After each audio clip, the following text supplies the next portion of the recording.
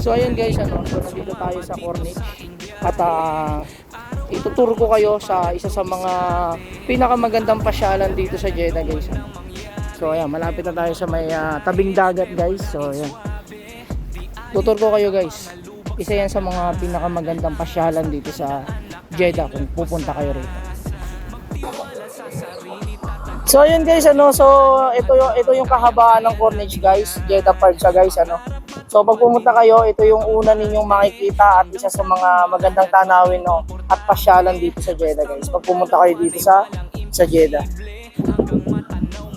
Ayan super ganda rito guys, So ito yung kahabaan ng Corniche. Ito yung lugar kung saan pwede kayong mag-jogging guys, So may haba ito na 4 kilometers hanggang sa dulo guys, So maraming nagja-jogging dito kahit yung mga ibang lahi at especially sa mga local guys, So meron din silang available na mga bicycle dito na pwede nyong rentahan guys. So ayan, napakahaba niyan guys at napakaganda. At ito yung dagat guys. So, pupuntahan natin yung dagat para makita ninyo kung gaano kaganda dito guys. So ayan yung alon, maalon ngayong araw guys. So napakaraming tao. Pag ganitong mga season talaga napakaraming tao na mamasyal dito. Iba't ibang lahi na yan guys. Iba't ibang lahi. Ayan. So hanggang doon niya sa dulo guys. Ayan, sa dulo.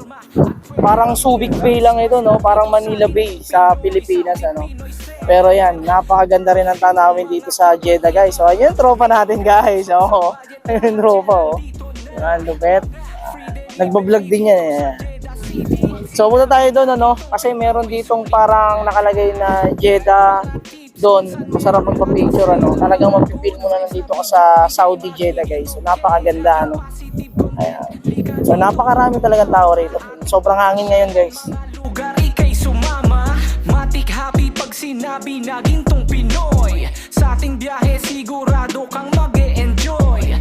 Matik happy pag sinabi na gintong Pinoy. Benta kilo sipag at enjoy gintong Pinoy. Sipag ang puhunan, tiwala ang sandigan, Pinoy. Sa puso at isipan, palagi lang kilusan, Pinoy. Sipag ang puhunan, tiwala ang sandigan, Pinoy. Sa puso at isipan. So yun guys, So ito ang pinakamagandang spot at isa sa mga magandang tanawin dito sa Jeddah pag pumunta kayo. So ayan napakahaba ng lugar na ito guys, napakahaba. So napakagandang mamasyal dito kasama yung pamilya So sa maraming turista ang pumupunta rito guys, Hindi lang lokal lang napunta rito, pati mga turista guys. Ayan, napakaganda masarap pa pagmasdan yung paglubog ng araw. So ayan yung Jeddah guys, yung Jeddah. Pwede kayong magpa-picture diyan guys. Ayan. Napakagandang spot, Gusto mo pa-picture pre? Pa-picture ka?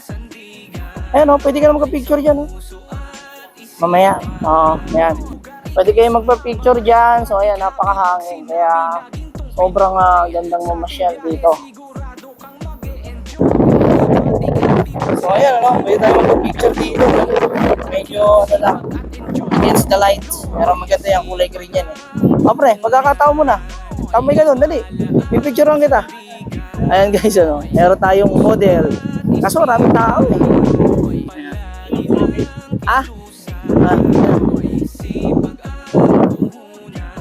Ayan, dami nagpapapicture na ibang lahi guys. Ito, magandang spot. Ang ganda ng view, tingnan mo, ang daming tao guys. Dito rin ginanap nakaraan yung jet plane exhibition nila guys, Lahat ng mga sasakyang pandigma nila, himpapawid, dito nag-exhibition sa bandang ito guys, dito.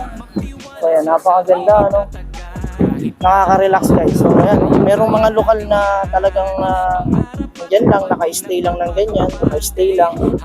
Napakaganda. Sobrang ganda.